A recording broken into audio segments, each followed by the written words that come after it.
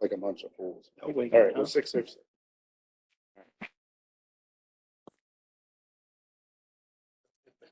Oh, smack.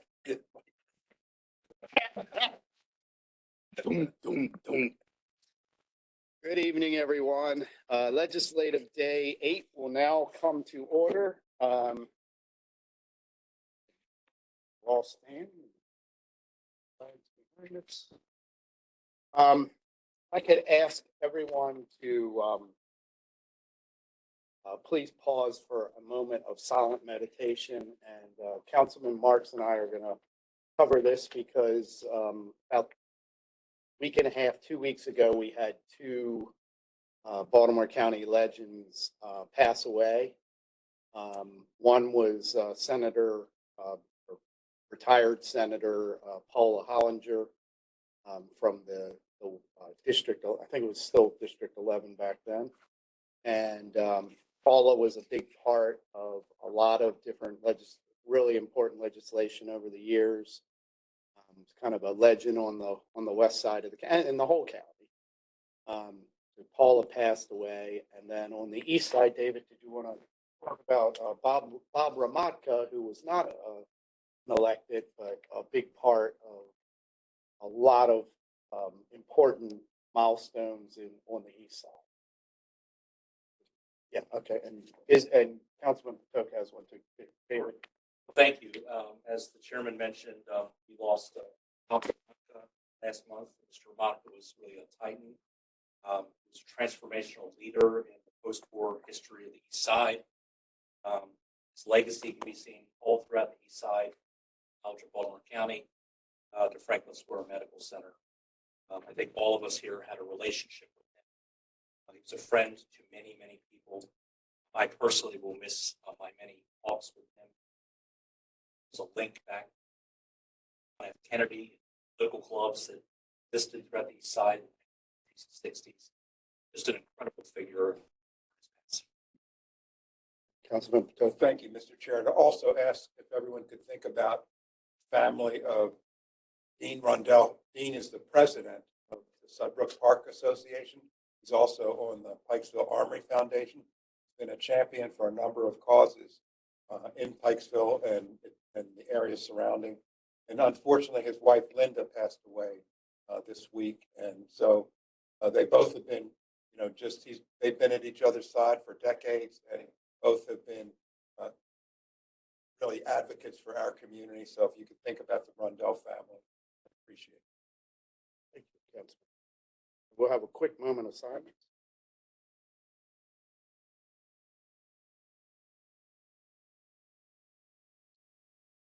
Okay, thank you. And Councilman Jones, could you lead us in the pledge?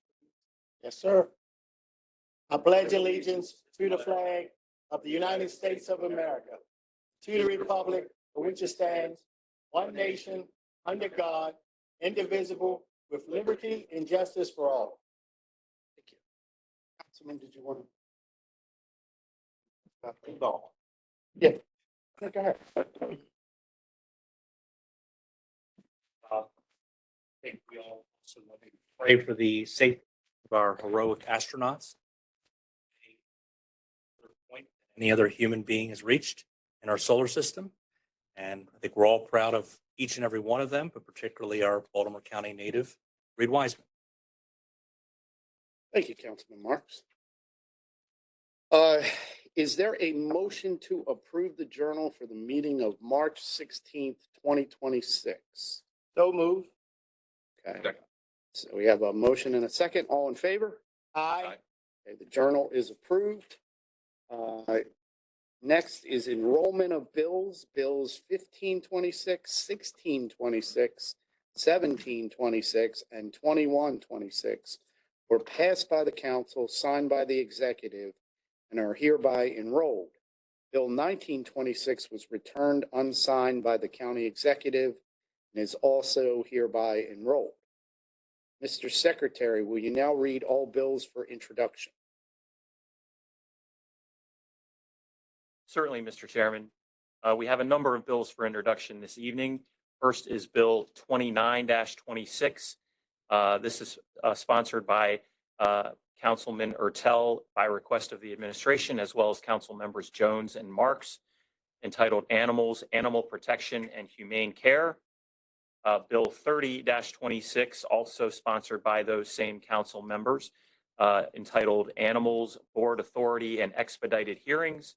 And Bill 31-26, again sponsored by the same council members, as well as the request of the administration, Animals, Public Safety, Designations.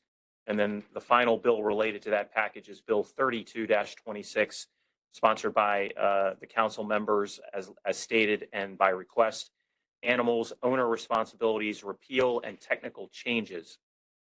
In addition, we have Bill 33-26, Current Expense Budget State Technical Assistance Dundalk Main Street.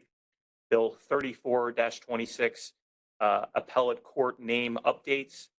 Bill 35-26, Council members Oka and Marks, Auxiliary Police Length of Service and Award Program, Minimum Benefit Payments. Bill 36-26, sponsored by Councilman Marks, Zoning Regulations, Signs, Freestanding Signs, Maximum Area. And Bill 37-26, sponsored by all council members, the 2026 Basic Services Maps. Again, all these are just for introduction tonight. Mr. Chair. Councilman Patoka. Yes, Mr. Secretary, I indicated to the executive this morning that I am also a sponsor of bills 29-26, 30-26, 31-26, 32-26. We will add you. Thank you. Thank you. Thank you. So looks like first up we have a couple appointments tonight. First up is for the Baltimore County Adult Public Guardianship Review Board, Mr. Robert Ermer, who I know is here because he walked in with us. Or maybe no, that's not Robert Ermer. That was He's wearing a, That's Mr. that. Huh? That's him. it was. Oh, that the is. Oh, you the took- Orioles shirt. Yeah. You took your Orioles shirt off. You confused me. Sorry.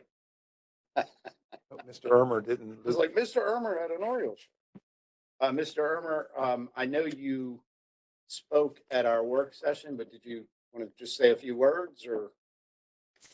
Yes, so I'm a member of the Commission on Aging. And the Commission on Aging is to have a member on the Adult Guardian Relationship, the Guardianship Review Board. So I've volunteered to take that spot. Great. We appreciate you stepping up to do that. It's an you. important board and do important work. People that really need your help. Is there any questions for Mr. Ermer before we, Councilman Patoka? Thank you, Mr. Chair. Mr. Ermer, I know that the Orioles aren't playing that well, but I hope you didn't lose faith because you had that Orioles jacket on as we Yeah. walked in. You still have faith in Hang them? there. Yeah. Okay, okay, I just want to make sure. Thank you. Yes, Councilman Mark. Thank you. And Mr. Ermer is the 5th District Representative on the Aging Commission. He does an exemplary job, resident of Harewood Park, but he attends Seven Oaks Senior Center in Perry Hall. Thank you for your service. Okay, is there a motion to approve the appointment of Mr. Ermer? There's second, I'll second it.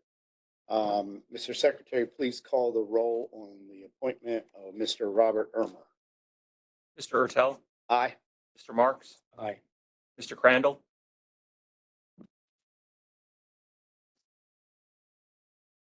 I don't know if he heard you. Mr. Crandall.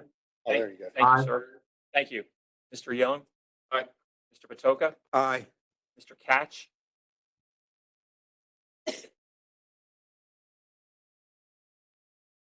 Mr. Jones. Aye. You going with that? Okay, so appointment is confirmed. We're missing Councilman Catch momentarily.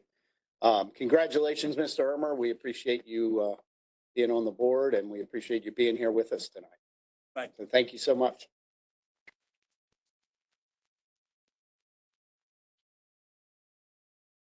Okay, next up, we have a reappointment to the board, Baltimore County Board of Appeals. Ms. Sharon Bernardi, and Ms. Sharon Bernardi. And I know you were here at the work session as well, and Feel like you gave us some extensive testimony. Did you want to say anything else before we motion to nominate you, renominate you? Well, I want to thank you, Mr. Chairman, and esteemed members of the council for inviting me here this evening. I'll make it brief. Just wanted to restate items that I shared at the work session, that I am a long-term public servant, retired from the state of Maryland as deputy controller. I am also a proud mother of First Lieutenant Army Reservist Jordan Bernardi, and I want to offer my service to you and to the citizens of Baltimore County by continuing serving on the Board of Appeals, and hope you will reconsider me for free. Thank you.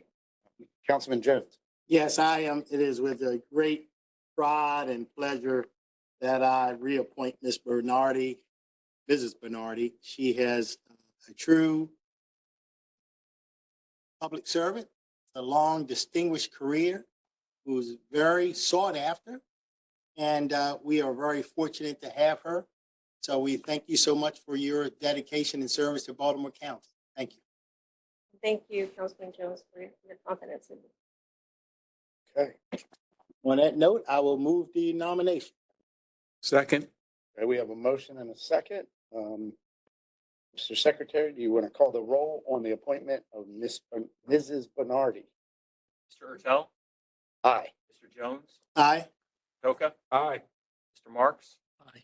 Mr. Crandall, Aye. Mr. Young. Aye. Mr. Catch. Appointment is confirmed. Congratulations, Mrs. Bernardi. We appreciate you staying on the board and look forward to seeing you back on the Board of Appeals. Thank you. Okay, next up, we have this is also a reappointment to the Baltimore County Board of Appeals. And this is my appointment in the 6th District, Mr. Michael Stelmack. Mr. Stelmack, how are you tonight? Good to see you. Good. Did you want to say a few words or? There you go, you're green. Good afternoon, or evening, Mr. Ertel, gentlemen of the board. Thank you, Mr. Ertel, for the renomination. I just want to say it's been a pleasure and an honor to serve for the last 3 years. Very much looking forward to a new term.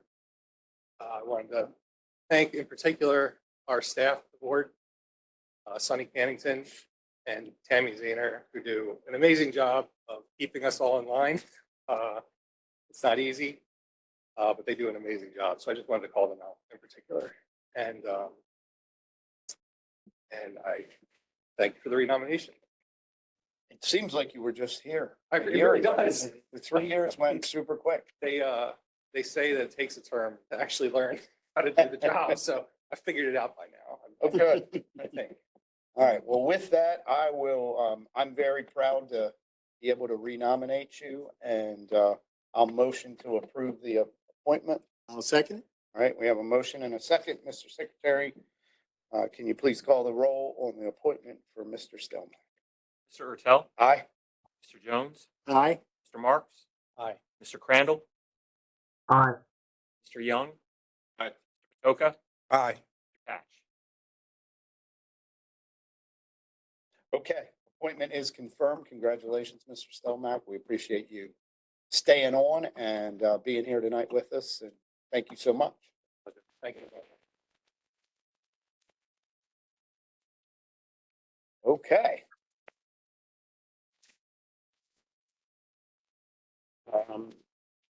So next up, we're starting with Bill 2026. This bill has two amendments. This is from Councilman Marks. This is, if I may, Mr. Chairman, Bill 2026 is sponsored by Councilman Marks, entitled Development Impact Fee. Okay, great. Did you want to, Councilman Marks, did you want to cover? I'll Okay, speak with Bill. okay. And then, Mr. Secretary, you'll cover the amendments. Okay. Councilman Marks, sorry. Thank you. Thank you, Mr. Chairman. Over the course of 3 work sessions, we've had the opportunity to hear from residents and stakeholders about the development of the impact fee system in Baltimore County. We've also had 2 legislative sessions where any member of the public could have spoken about the subject. So you have 5 opportunities to comment. And I think for the most part, particularly at the last work session, we heard very good comments about why there needs to be a robust analysis of how impact fees are collected. That's what this bill does. With the amendments, it will ask for a thorough review of how impact fees are calculated and in turn propose a cap on these fees that I believe is comparable to other jurisdictions. I was the sponsor of the original impact fee legislation in 2019. Very difficult bill to pass, but I believe it was a step in the right direction since we know that large housing developments generate costs. Still, we need to ensure that fees are not pricing home buyers out of the market, and that these calculations truly reflect the rational nexus test. Yes, Councilman Jones. Yes, I'd like to, thank my colleague, Councilman Marks, for putting forth this very thoughtful legislation. I think it's very important that we make these steps in the right direction. And I think last work session, we heard some very compelling arguments from people. One gentleman who I thought was very credible, who offered some suggestions for improvement. And it was good to hear from a young lady who's a citizen who's been here for 42 years, her and her husband, saving money, trying to build a home on a piece of property that was gifted to them by their relative some time ago.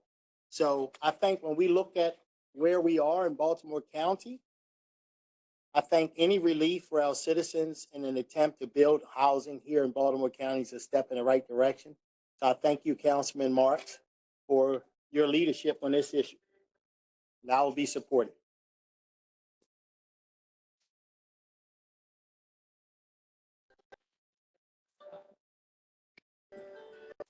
Call to the county council offices.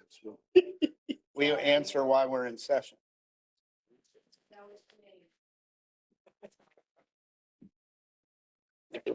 Calling the county council, calling the county council. Can you hear me? It's our astronauts on their way to the moon. Mr. Chairman.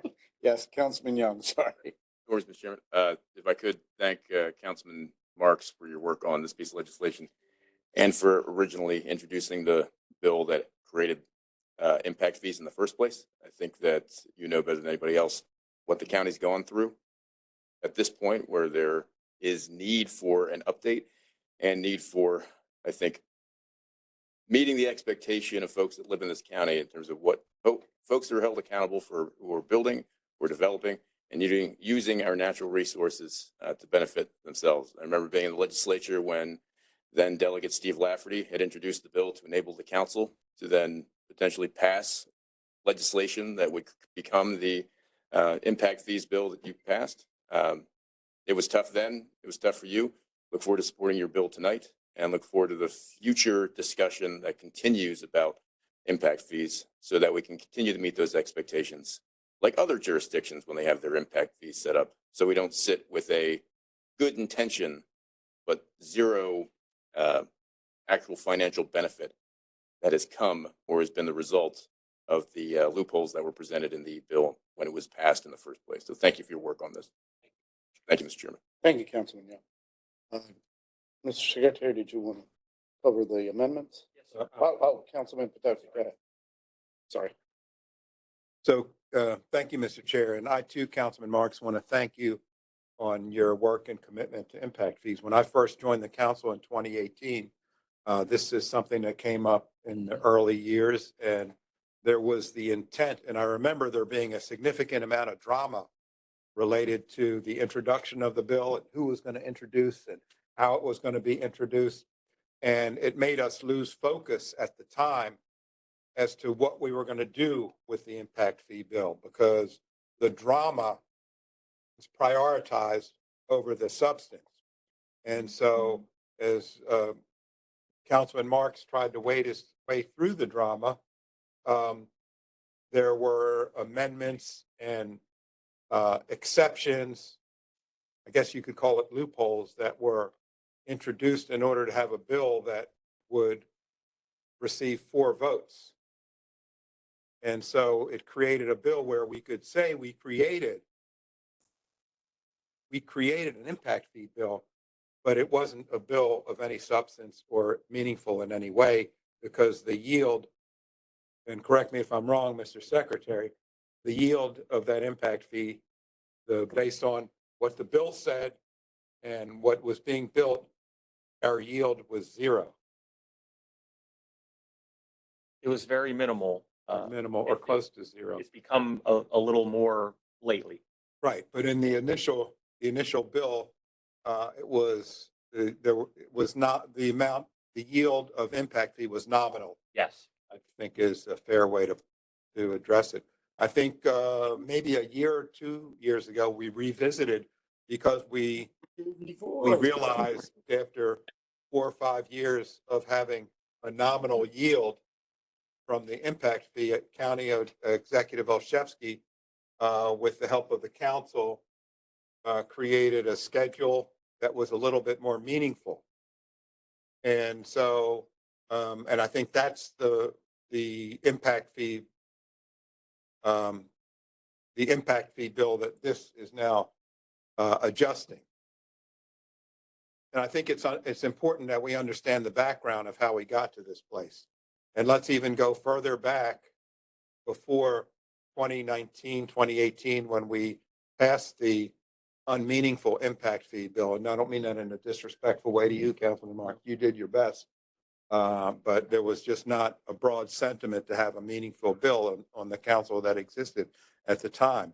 But if you compare our county to other counties that have had impact fee bills in place for a long, long time, they have infrastructure, they have amenities, they have open space, they have parks, they have other things that Baltimore County has fallen short on. And so we've been playing catch up, and we're still playing catch up. And that's where we are now. And Councilman Marks, to your credit, you presented a chart last week that showed what each county's impact fee schedule was. And I suggested it'd be interesting to see a third column to indicate how long impact fees have been in place, because I believe that we're at a point right now where if we modify the bill that we created a couple of years back, we're going to fall further behind, because the other jurisdictions have been ahead of us. And I know, as you've heard me probably talk too much about this, but I can tell you, when I was traveling around with my son for different club and tournaments, and the ball fields in other jurisdictions were always superior to ours, maybe with the exception of one jurisdiction, and that was just baseball fields. But there are other things that open space. I think ours could be stronger. So I really support your intent here, Councilman Marks, but I don't think I'm going to be able to support this bill because, let's face it, the playing field in Baltimore County has been unbalanced for decades between what communities need, what amenities are for all of us, and it's been unbalanced and favored towards the development community, and that's why we've fallen so far behind, in my estimation. And so I don't think we should continue to have this unbalanced playing field. And so, Councilman Marks, I appreciate the effort you put into this, but I'm going to not support this bill. But thank you for your effort. Thank you, Councilman. Mr. Chair. Councilman Jones. No, I appreciate my colleague comments, but I think it's important for anybody listening to hear another side of this coin. First of all, we did not become the third largest jurisdiction by using almost 1/3 of our land use by not growing. Secondly, I think we have done a wonderful job. It's hard to go back in time and say, what if?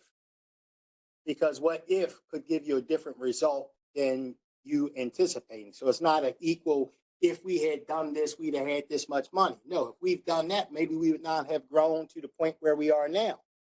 Second of all, when we passed the legislation for impact fees, it was important that we grandfathered certain people in who had already been through the process or in the process, and we didn't want to change the rules midway through.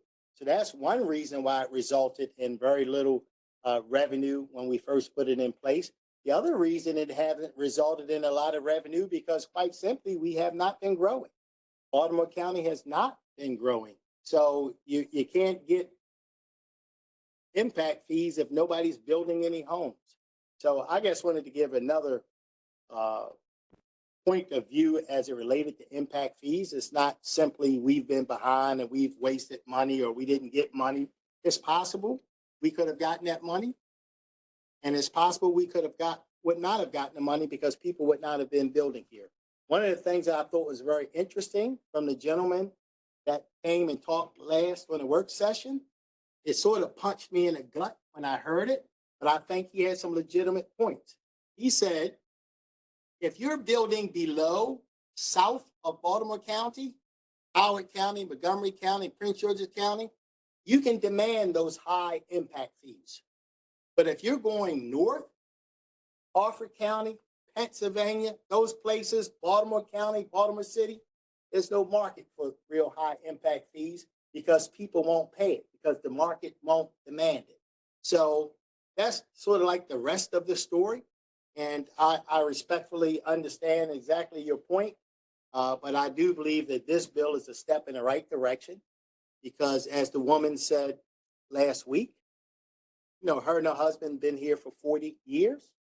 They want to build a home and she couldn't understand why she would have to pay some $30,000 or whatever the fee was. So I think this bill is a step in the right direction, especially when we're faced with the fact that Baltimore County has a housing shortage and our population is not growing. Thank you, Councilman Jones. Mr. Secretary, anyone else? Mr. Secretary, you want to cover the amendments? Yes, certainly. There are two amendments. The first is offered by Councilman Catch. Mr. Catch's amendment would create a floor and a ceiling in terms of there would be a minimum impact fee of no less than $12,000 and a maximum amount that could be collected of no greater than $30,000.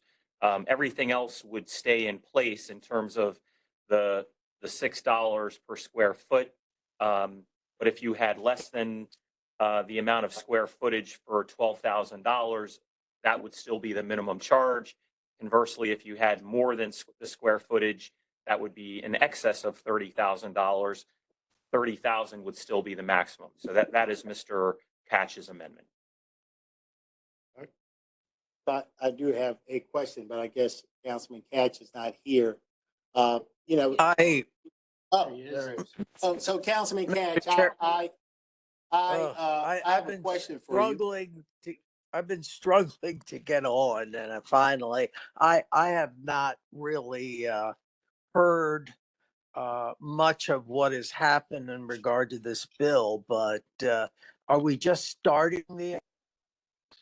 Yes, we get started. Well, we had some conversation on how we got here, but now we're talking about your amendment with the 12,000 Sure. minimum and 12,000 max. 30,000 max.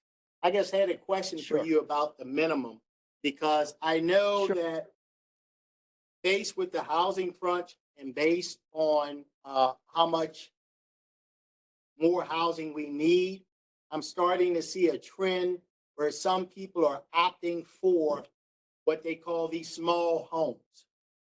And they're building homes that, like, I guess, minimum less would live in. And these small homes, I'm thinking about how many square footage they would be, whether or not it would be fair to have a $12,000 minimum on a small home. Basically, this amendment and is a result of the last week's work session where we saw that some counties have one flat fee for everyone, and others are like Baltimore County, $6 a square foot or $10 a square foot. And with the testimony that went on, I got the impression that our county is having some difficulty in dealing with the current legislation. So I thought, well, maybe if we simplify it a little and say that any home of 2,000 square feet or under that, it would be one flat fee. Above 2,000 square feet would be $6 per square foot, up to 30,000. So that is the reason that I did, to try to simplify it so that you wouldn't have the concerns that have been expressed. I was not wedded to the 12,000, however. And if members of the council were so moved to lower the 12,000 to 10,000 or whatever, and if you lower to 10,000, you would have to lower the fee to $5 per square foot so that it would work. So I understand your concern about affordability in regard to housing, that we do have a shortage, that this, any way you look at it, this impact fee adds a burden to people who are buying new homes. So I just wanted to explain to you why I put this amendment together, and to explain to you that it is that it's very flexible. You can change it, the amount, but it intended to really make it more just easier for the county to deal with. Councilman Ketch, didn't we also hear from a builder who, and Councilman Jones, you could answer this as well if you want, but we had a builder who said that a starter home was 2,500 square feet. So Yeah, if that logic is true, then this is a fair fee, a fair minimum. Yeah, I guess Yeah, the thing is, it's a minimum, but the 2,500 square feet at $6 a square they're gonna pay more. I understand, but if that's the starter home that these builders claim they're building, then But if somebody decides to build a home that's 1,700 square feet, they're gonna pay more when they shouldn't have to, because everybody else is paying $6 a square. Now all of a sudden they're gonna be paying more than six. I understand. I guess what I would recommend is that, number one, we would either drop it to 10,000 or just let the square footage rule and we just have a maximum. That way, if somebody builds a small home, they would be treated the same as somebody building a larger home. $6 a square. If you take a house, Mr. if you take a house that's 20 by 40 and put 2 stories on it, well, 20 by 40 starts you off at 800 square feet. Put 2 stories, you're at 1,600 square feet.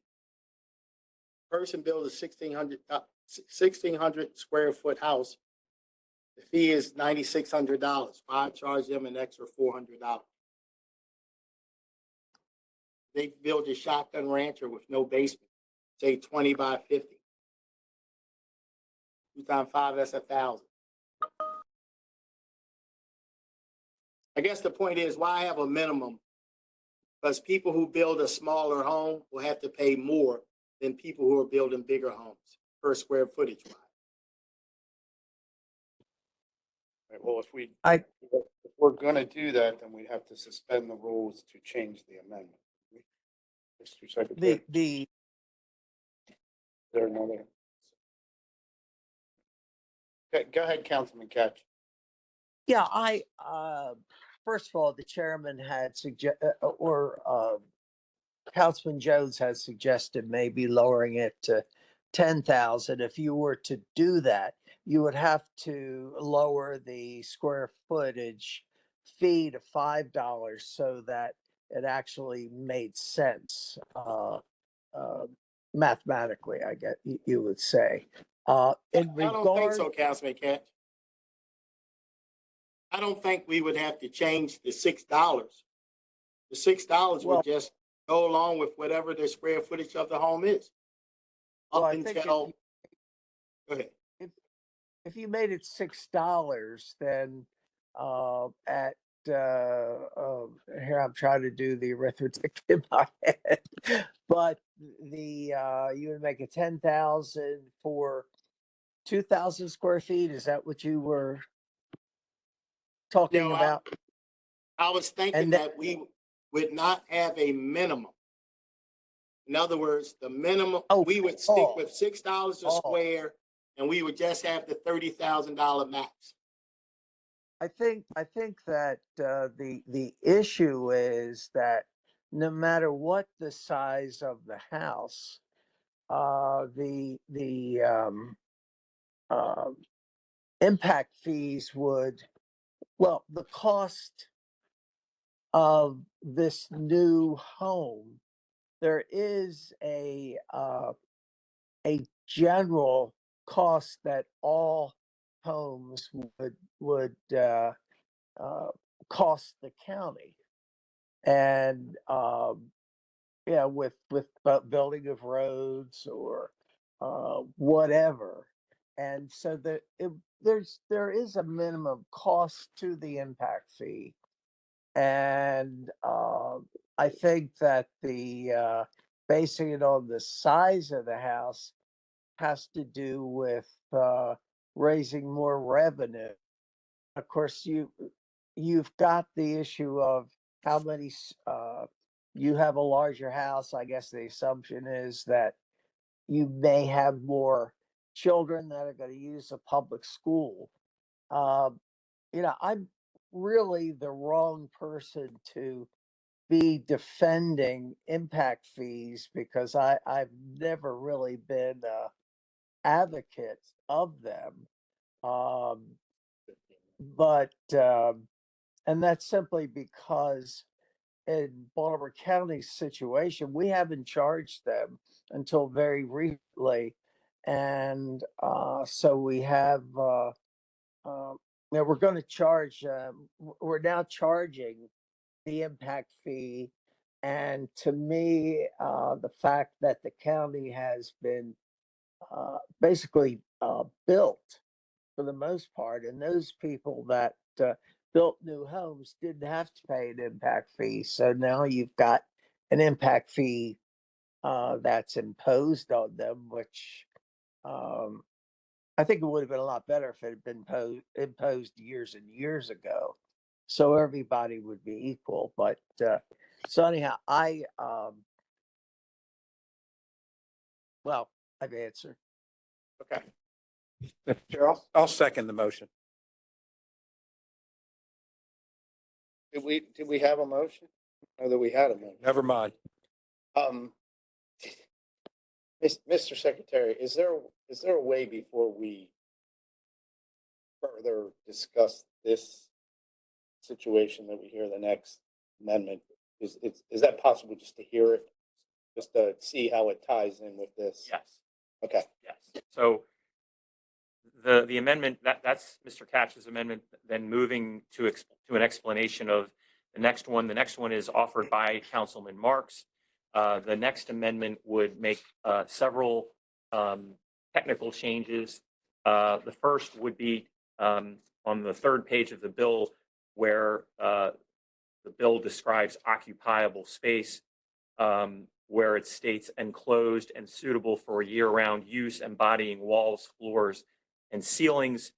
The part right after that are similar to the rest of the dwelling unit, that would be struck, that part of the sentence.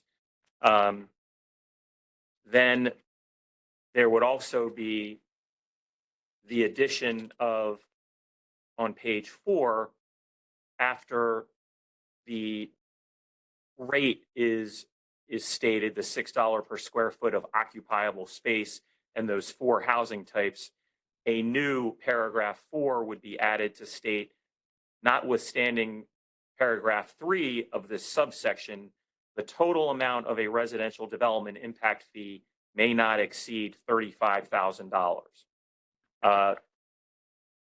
In addition, there would be an exception added to the bill to state that no development impact fee shall be imposed on an individual lot of record or a single family dwelling that was created prior to July 1, 2020, but was not part of a subdivision process. And that July 1, 2020 is the operative date for the original bill back in 2019, which is why it harkens back to that. And then the final amendment would be to strike the language in section 2 on that page, on page 5, related to potential refunds, and would instead substitute that the county would be directed to study and review impact fees and the development excise tax, and by by the end of this year, December 31, submit a report with legislative recommendations to the county executive and the county council. So those are Mr. Marks's amendments, the one of which deals with placing a cap of $35,000 with no floor. Hopefully. Okay, so they're different. Slightly different. Okay. Yes, Councilman Mark.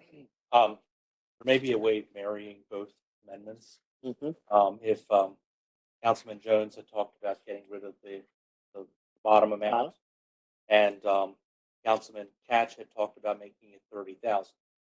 So what we could do is we could adopt my amendment, change it to 30,000, and then Councilman Catch, if you're fine with that, you would need to have your amendment. Just a That's suggestion. correct. That Just is a correct. suggestion. Either way, we would have. We would strike Councilman Catch's amendment.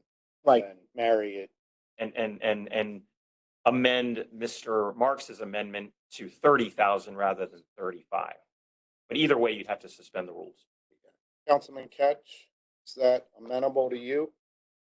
Now, I had difficulty hearing what I heard is that there would be no minimum, correct?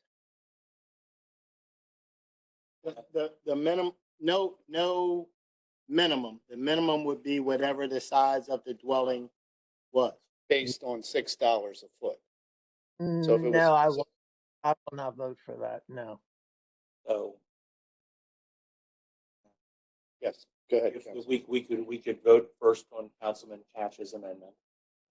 And then if you vote for my amendment, we would need to suspend the rules so that it would go, instead of being 35, it would be 30,000. And then everything would line up, correct? Right, depending on what happens with Mr. Catch's amendment. I'm going to complicate things more by moving to amend my amendment to make it $10,000 minimum and $5 per square foot above 2,000 square feet. And in order to do that, You would have to suspend the rules, so we'd have to vote to suspend the rules to be able to modify your amendment, Councilman Catch. correct. So That'd have to come from Councilman Catch to ask to suspend the rules, or is that just It's his amendment, so I believe so, yes. Councilman? So Catch? moved. So he has moved. So to moved. Is there a second to suspend the rules Okay. So first we have to vote on suspending the rules and then Councilman Ketch needs to restate his change to the amendment. Correct. So the motion, which is seconded to suspend the rules in order to amend Mr. Catch's amendment, Mr. Ertel, Aye. Mr. Crandall,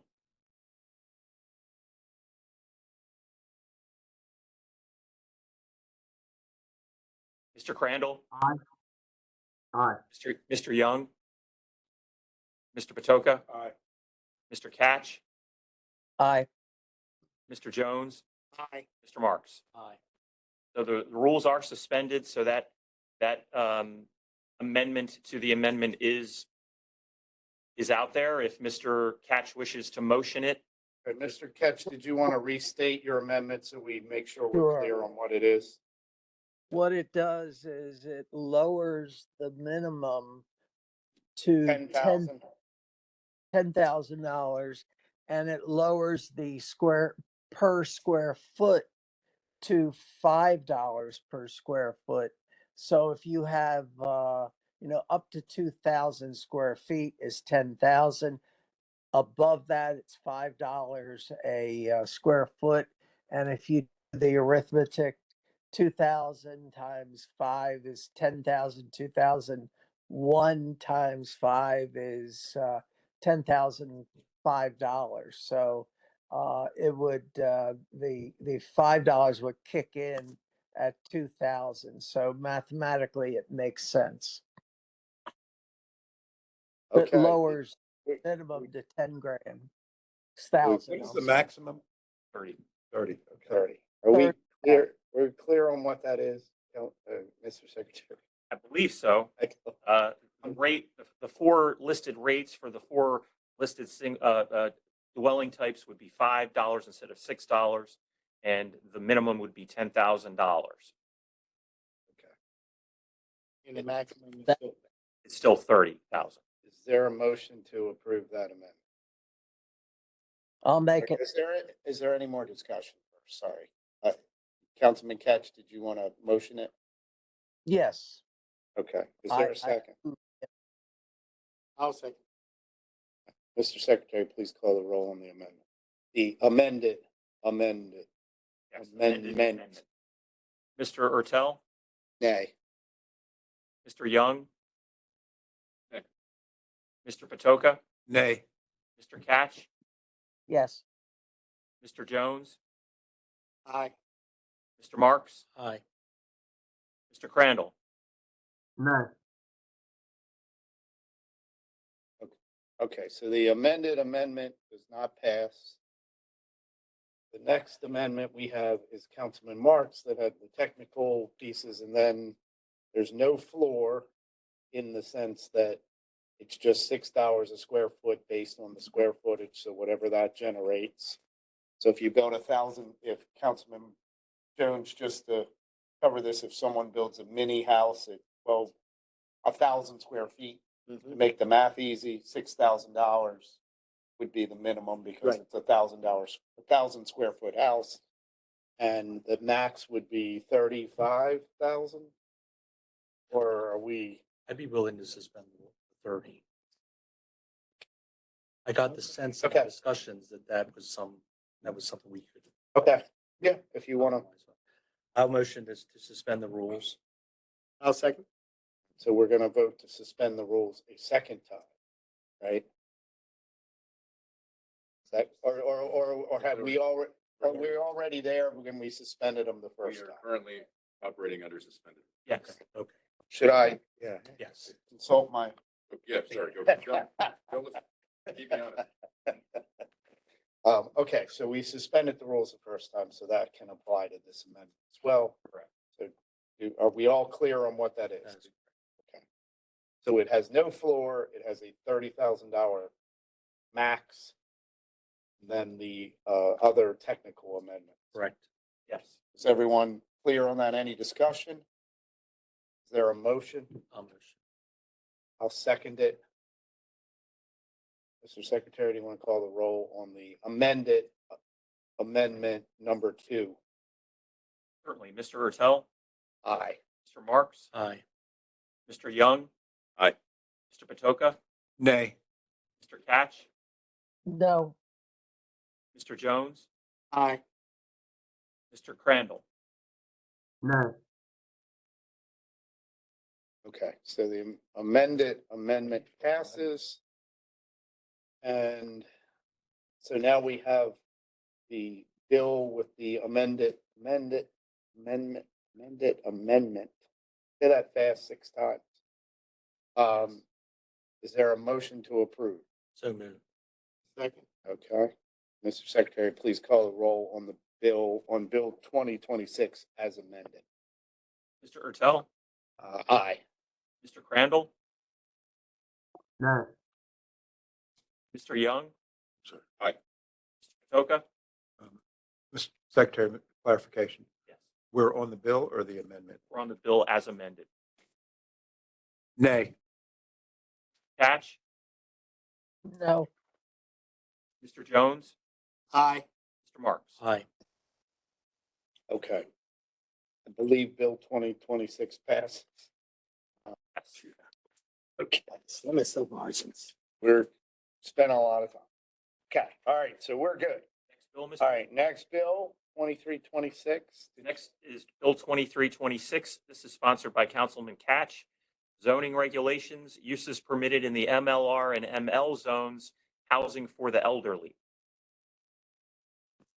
This legislation is one that I put into so that Broadmead, which is a retirement community on New York Road, can continue with their plans to have a second campus near their current campus to expand their coverage for seniors. And I just want to make the point that Broadmead has a very aggressive program to help seniors who choose to live in their same homes and not move to the Broadmead campus. So this is really a cleanup legislation in that originally there were certain areas of that property that weren't covered, and this will cover all of the areas that were not included the first time. We're talking about a couple of landowners and Broadmead purchasing the land so that they can proceed.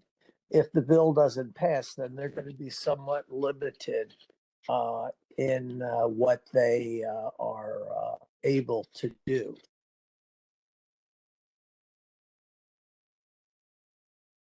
Okay. There's an amendment to this bill. There is, Mr. Chairman. The amendment is a technical amendment. It just tweaks some of the language in the bill as drafted to make it a little more clear that the housing for the elderly for both the ML zone and the MLR zone would be part of a contiguous area of 150 acres or more of industrial zoning, comma, is within an existing office park, comma, and is on a lot that is not improved with an existing building. That's the only change. Any discussion or questions about the amendment? There a motion to approve the amendment? I'd like to move the amendment. Second. Second. We have a motion and a second on the amendment. Mr. Secretary, please call the roll. Mr. Ertel. Aye. Mr. Cash. Aye. Mr. Patoka. Aye. Mr. Jones. Aye. Mr. Marks. Aye. Mr. Crandall. Aye. Mr. Young. Aye. Did everyone? Okay, so amendment passes. So now we're on to Bill 2326 as amended. Is there any discussion? Is there a motion to approve? I'll move the bill as amended. Second. Okay, Mr. Secretary, please call the roll on Bill 2326 as amended. Mr. Ertel, Aye. Mr. Catch, Aye. Mr. Toka, Aye. Mr. Crandall, Aye. Mr. Young, Aye. Mr. Jones, Aye. Mr. Marks. Aye. Okay, Bill 2326 as amended passes. Congratulations, Councilman Ketch. We're on to Bill 2420. Yes. 2426. Yes, sir. Bill 2426 is sponsored by council members Catch and Marks. This would approve an addition to the Baltimore County final landmarks list. There's an amendment on this bill as well. Did Councilman Ketch or Marks want to talk about the bill at all before we talk about the amendment? Councilman Marks, go ahead. Thank you, Mr. Chairman. And Councilman Catch probably knows more about this property than I do, but the more that I researched this, the more I was impressed with the nomination. This was apparently the first agriculture school in the country.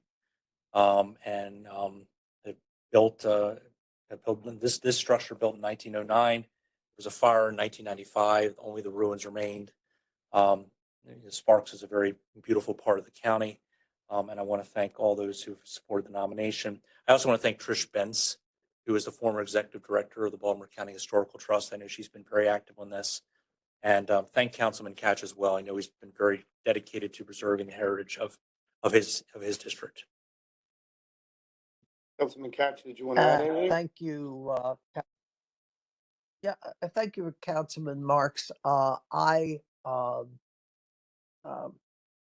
We've put a lot of effort into the old Sparks Elementary site. There was a proposal made to reuse the property in a different way, but however, preserve what's left of the original building, and that proposal didn't make it. So I do think it's so very important for us to preserve what's left of this agricultural school. The one thing that I am a little upset with is Councilman Marks has been telling people I was in the first graduating class. And, that's not quite true. I did witness Abraham Lincoln when the train took him to Gettysburg. Yeah, but Right by your house, right? yeah, you did, and I waved and everything, waved the flag. But all seriousness, I do have a representative from the administration there. Oh, yeah. Oh, which representative are you looking? I guess Brad or Brad is here. yeah, Brad, you okay. wanna come up? My question for Brad is, there is a proposal to utilize part of the property for recreational purposes. And I don't want to jeopardize that opportunity by passing this bill where it would negate that proposal. And my question for Brad is, the amendment that I've introduced, will that solve the problem? Yes, sir, and thank you for putting the amendment forward. The amendment would preserve the county's option to pursue park space and recreational programming at the property while preserving the ruins itself at the property. Okay, good. That's very good. And so therefore, Mr. Chairman, I'd like for the secretary to read the amendment. Yes, sir. Certainly. Secretary, do you want to cover that? Yes, the amendment, as Mr. Catch indicated and alluded to, this was a suggestion by the administration to slightly narrow the coverage of Bill 2426 related to the old Sparks School to be added to the final landmarks list. The amendment would have the effect of adding the Sparks School site and ruins to the final landmarks list while leaving the setting, which includes the field space, as part of Sparks Park. This is so that the Department of Rec and Parks can possibly use a portion of this parcel as park space. So again, it would just remove the setting language from the addition to the landmarks list, but keep in the school site and the ruins. Thank you. And the part of the issue is much of the open space is floodplain, and we're not talking about the floodplain. We're talking about, if you've ever been to the site, it is, the building is all like a mound of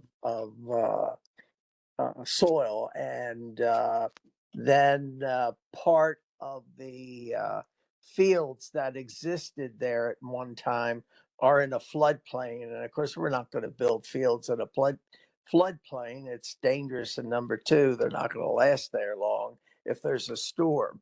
So this amendment will preserve for recreation those areas above the 100-foot floodplain and preserve the ruins of the building. So I would move the amendment, and I want to thank Councilman Marks for his support of this effort, which has been going on for a number of years. Thank you, Councilman Ketch. So we have a motion. Do we have a motion for the amendment? That was motion by Councilman Ketch. Is there a second? Second. March, you seconded it, right? Yep. Correct? Yep. Mr. Secretary, please call the roll on the amendment to Bill 2426. Mr. Ertel, Aye. Mr. Catch, Aye. Mr. Marks, Aye. Mr. Crandall, Aye. Mr. Young, Aye. Toka, Aye. Mr. Jones. Aye. Okay, the amendment to Bill 2426 passes. Now we're on to the bill as amended. Are there any questions or comments from the members before we motion it? Is there a motion to approve Bill 2426 as amended? I think that was So moved. Councilman Ketch. And I'll second. Councilman Marks is going to second it. Mr. Secretary, please call the roll on Bill 2426 as amended. Mr. Ertel, Aye. Mr. Catch, Aye. Mr. Marks, Aye. Mr. Young, Aye. Toka, Aye. Mr. Jones, Aye. Mr. Crandall. Aye. Okay, Bill 2426 as amended passes. Thank you all very Congratulations, Councilman Ketch and Marks, and I think this is a very worthy site. We're now on to Bill 2526. This is from Councilman Marks, zoning regulations, residential performance standards for panhandle lots. Councilman Marks, did you want to briefly cover this? I know we've talked about it Yes, extensively. this legislation extends the prohibition on panhandle lots throughout the Perry Hall area. Panhandle lot is a real estate parcel with a narrow strip of land that provides direct access from a street to a buildable back area. And this bill was supported by the Perry Hall Improvement Association. Okay. Any questions or comments? Yes. Yes, Councilman Patoka. Thank you, Mr. Chair. And Mr. Secretary, I'd like to be added as a co-sponsor to this bill. Certainly. I think I would like to be also, Nobody likes panhandle lots. especially in Perry Hall. Thank you. And there's no amendments to this one. No, We don't have to suspend the rules. no, So is there a motion to approve? I'll motion. I'll second it. Mr. Secretary, please call the roll on Bill 2526. Mr. Ertel, Aye. Mr. Marks, Aye. Mr. Crandall, Randall may have stepped out. Mr. Crandall, He stepped away. Oh, there he is. Sorry, guys. Yeah, aye. thank you. Mr. Patoka, Aye. Mr. Catch, Aye. Mr. Mr. Jones. Aye. Okay, Bill, Aye. Oh, I'm sorry, Mr. Young. Aye. Okay. okay, was that everyone? We got everything. Yes. Bill 2526 passes. Congratulations. Councilman Marks. Now we're on to Bill 2626. This is from Councilman Jones. County Charter, County Council Compensation and Redistricting. Yeah, Councilman Jones, did you want to talk Yes, about this at all? I'll be brief, Mr. Chairman. Basically, I never felt that, while we were introducing the charter amendment to expand the council, we should have a clause that says, for the sake of compensation only, it will be considered full-time. Either the job is full-time or the job is part-time, but I do not believe we should pay full-time salary for part-time work. So the clause did not say for full-time job or part-time job. It said, for the sake of compensation only, it will be considered full-time. So that leaves the door open for the job to continue to be part-time for full-time pay. And I just don't think that's right. And that's why I brought forth this bill. And there's no amendments to this bill, correct? None. It was redistricting at any time as well? Yep, I leave that in there as well. Is there questions or comments for Yes. Councilman Padoka? Thank you, Mr. Chair, and thank you for asking about the redistricting, because the way I view this bill, there are two components. One addresses whether council is full-time or part-time, and the other addresses redistricting. And I think it's important to note how we got to this point. Baltimore County, in 1956, we had a population of 250,000. The reason I reference 1956 is because that's when we became a charter county, have an executive side and a legislative side. And so in 1956, with 250,000 people, the representation was very different. 7 council members, 250,000. And the other thing that was interesting when we became a charter county is that the charter was silent on whether the county council was full-time or part-time. But over the years, because in Baltimore County, sometimes we get into this mindset of we're going to do this because that's the way it's always been done. And so since it was part-time in 1956, when we had 250,000 people, and if you do the math, I think it's around 35,000 people per council member. So let's fast forward 70 years, and 2026. And now each council member is representing 120,000 people each. How it is possible to represent 120,000 people 70 years after the charter was formed as a part-timer is, I don't know how to do it. I just don't think, I don't know that it can be done in a meaningful way. If you think about it, let's say the county, we decided, because we don't like to change, we decided to keep our police department at this 1956 level. We decided to keep our fire department at this 1956 level. We decided to keep our schools at this 1956 level. We would be a failing county. But we're kind of failing in a way in terms of representation, because that's the one area we said, I don't care how much you grow, we should have 7 members. And it's never been addressed. And the reason it hasn't been addressed is because it's a difficult political lift. And so it's not, there's been numerous charter revision committees who've left it alone because it's too hard. It's too much of a political lift.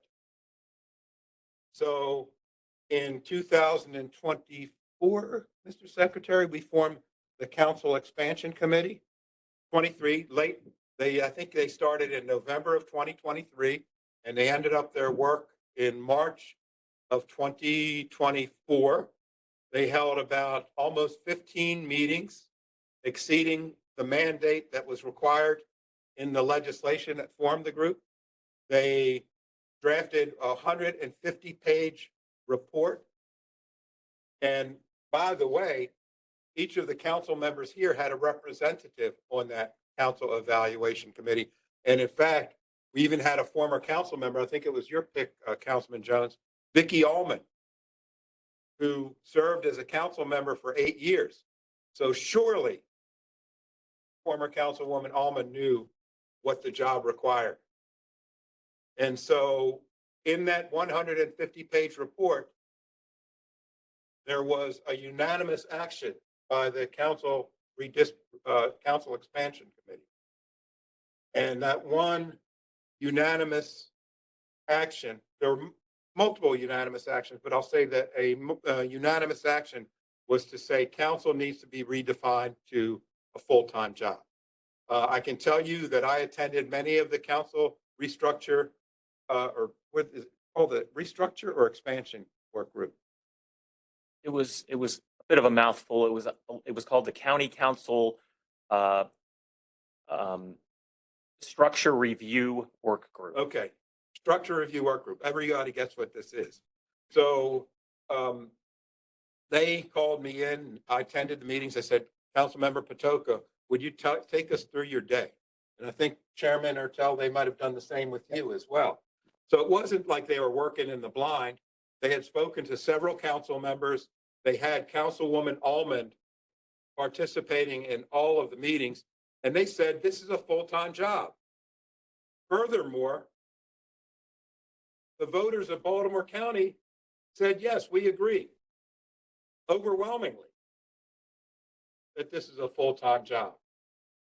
And so now I don't think that anybody was unclear. I don't think that the council work group and their deliberations, I think they were clear.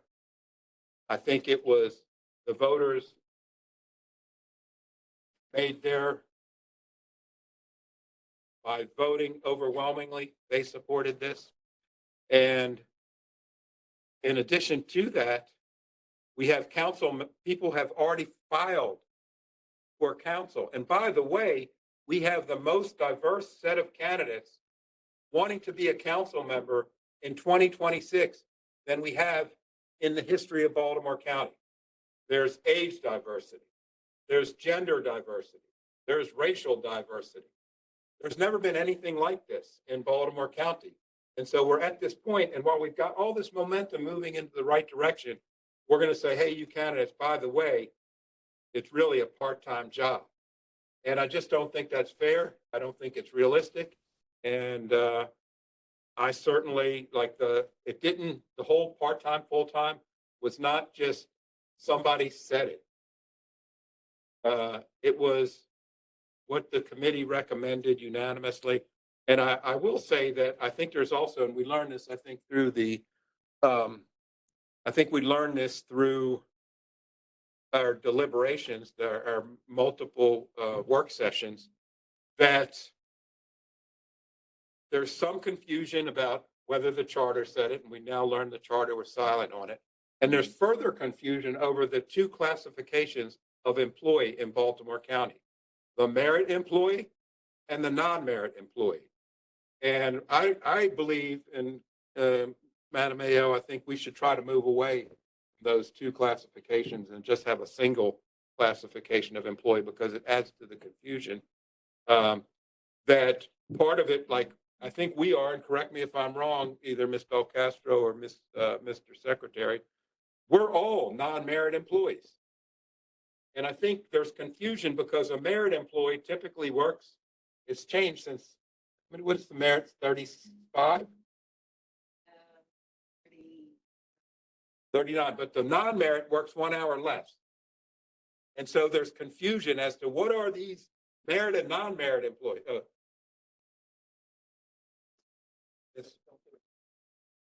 Softly, gentle, gentle. Side. There you go. The non-merit is not always partial. It's not always the fraction of the FTE. Like some non-merit positions are full FTE. And also just keeping in mind that there's like a charter provision related to the distinction between the merit and the non-merit. So there would probably need to be some sort of look there. At the Fair front enough. end. Fair enough. Yeah. Thank you.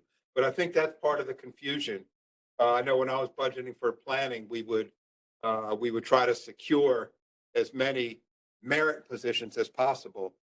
And we would use non-merit positions for flexibility. And sometimes in the jobs we have, because we work a lot of nights, a lot of weekends, that flexibility, I can tell you,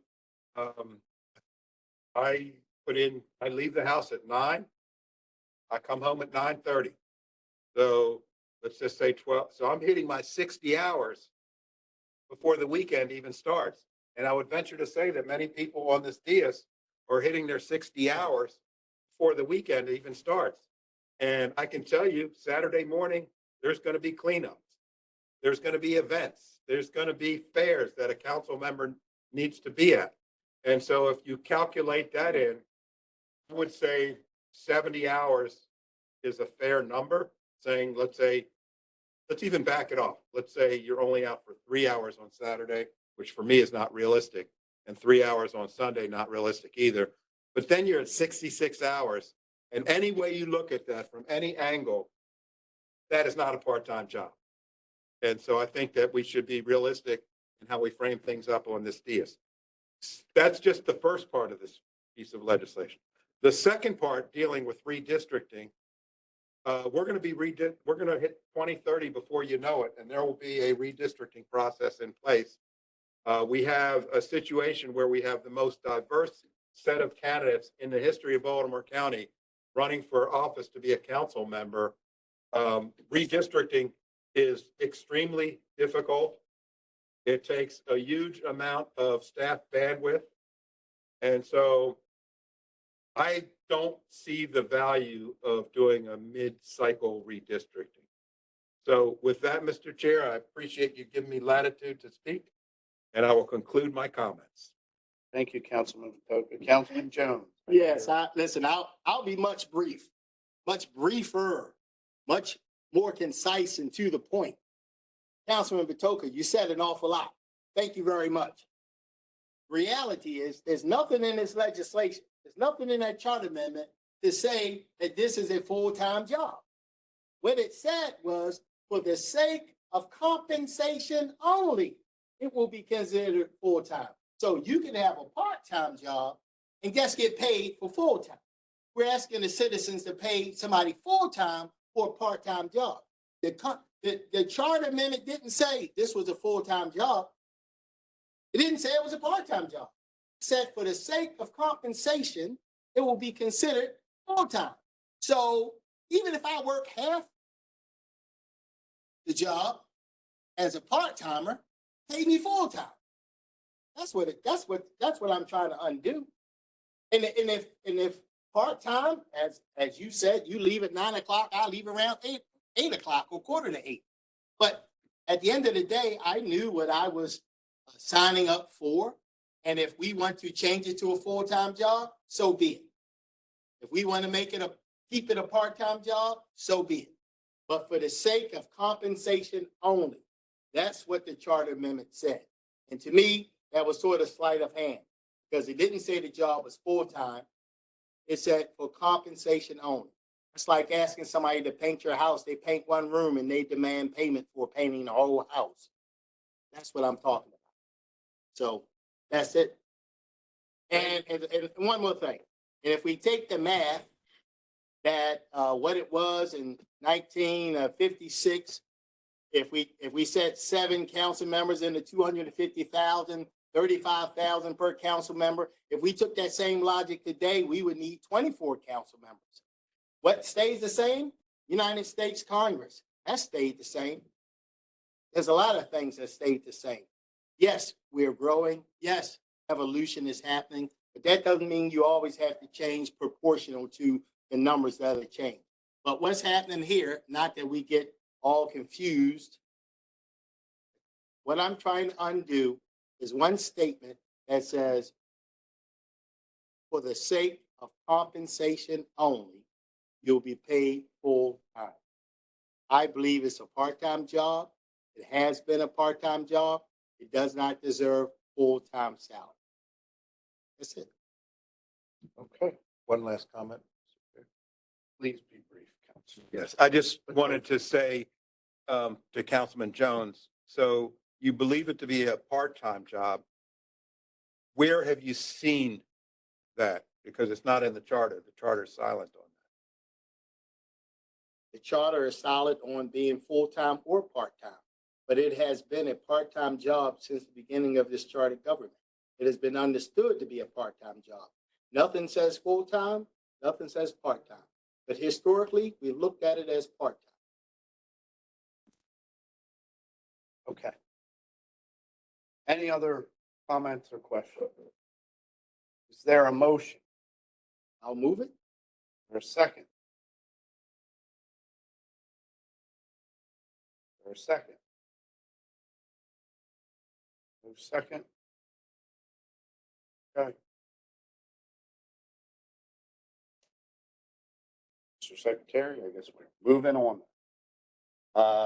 Council will now consider all fiscal matters. Extensive testimony was taken at the council's work session on March 31st, 2026. The witnesses who testified at the work session are available to restate their testimony if needed. If a council member has any questions regarding a particular fiscal matter, that item will be discussed as a separate matter. I will now call upon the secretary to read the cover letter for fiscal matters. Is it 1 through 9 or we? 1 through 9, I believe Mr. Crandall wishes to separate number 9. Okay. So fiscal matters 1 through 8 are as follows. Fiscal matter 1. Councilman Crandall, is that correct?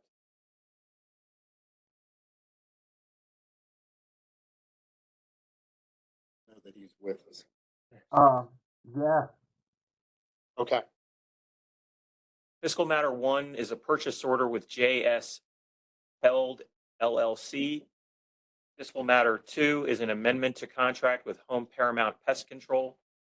Matter 3 is a contract with Hummer Turfgrass Systems Incorporated. Fiscal matter 4 is 2 contracts for irrigation services. Fiscal matter 5 is 2 contracts for window washing services. Fiscal matter 6 is a contract with Honeywell International Incorporated, doing business as Honeywell Building Solutions. Fiscal matter 7 is a contract with ATEC Hydraulics Incorporated. And fiscal matter 8 is a contract with Broadview Waste Solutions Incorporated. Okay. Is there any questions or comments from the members for fiscal matters 1 through 8? Is there a motion to approve? So moved. I'll second. Okay, we have a motion and a second.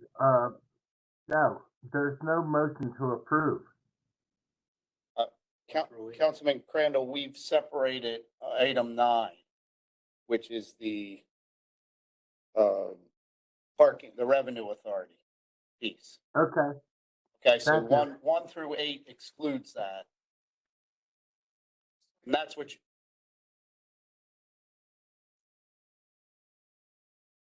Oh, okay. All right. No, So- Mr. Chairman, I get it. Okay. That's good. Okay. Who made the motion? And the second? The second was from Councilman Jones. Thank you. Sorry, I didn't. Okay. All right, so this is on fiscal matters 1 through 8. 9 is separate. So we have a motion and a second on 1 through 8. Yes, sir. Mr. Ertel? Aye. Mr. Crandall? No. Mr. Young? Yes. Mr. Patoka? Aye. Mr. Catch?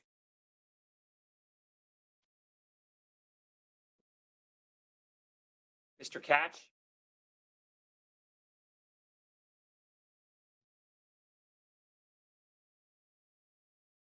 Aye. Mr. Jones? Aye. Mr. Marks, I think Mr. Catch. is Mr. back Catch, There. Aye. There. Can you hear me? Yeah, we can hear you. yes. Good. Aye. Thank you. Did we get everybody? Yes. Okay, so fiscal matters 1 through 8 are approved. Now we're on to fiscal matter 9, Yes. which has been separated. Yes. Did you read? I'm sorry. Go ahead and read the cover letter, please, Mr. Secretary. Fiscal matter 9 is a contract with the Baltimore County Revenue Authority. Okay. Parking spaces. Okay. Councilman Crandall, it sounds like you have comments. Do you want to talk about it?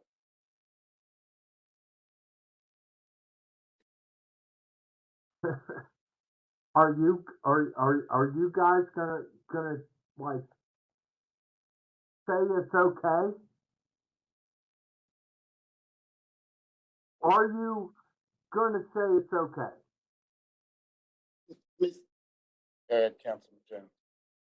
No, Councilman Crandall, as I understand it, this measure is about employee parking and paying money so that employees can continue to get a discount to park in the parking garage. That's what's before us.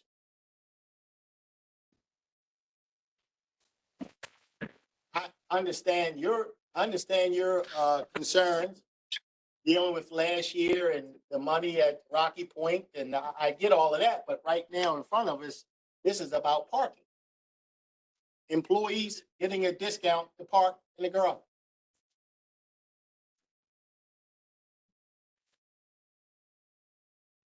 Mr. Chairman. Okay. Mr. Jones, you're gonna sit there and give the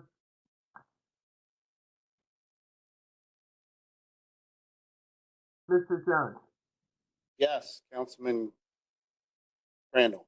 you were completely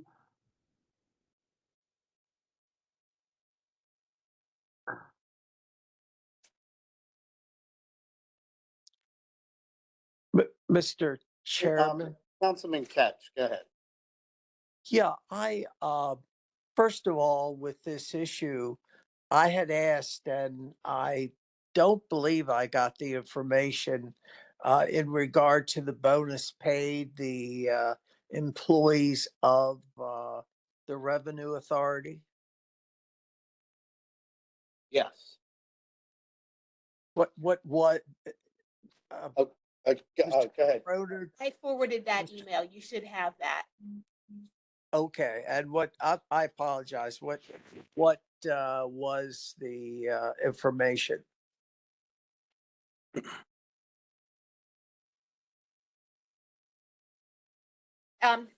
There was information provided about bonuses.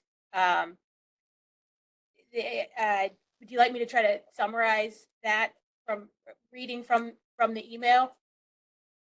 Yes, but yeah, I apologize, but I have not seen it. But if you could summarize that, Sure. I'd appreciate that. There was a breakdown in the bonus calculations. There was a lot of context that Mr. Mills provided in his email. I mean, the whole email is several pages long. Okay. Was might it a be easier percent? if you can you access the email? I mean, to hone in on where we're going here, but let's see. Yeah. Go ahead. Can you tell me what the fiscal note was? I mean, the amount of funds that were used for this bonus? In total, we're talking about less than $400,000 total. It was $339,465 for 70 full-time employees in 2025 and $36,600 for 149 part-time and seasonal employees, which is averaging less than about $5,000 per employee in total. I mean, and this was done at a time when, the rest of the county employees were not eligible for such an increase. Now, Councilman Crandall, brought this issue up and other issues, which, I thought had great merit.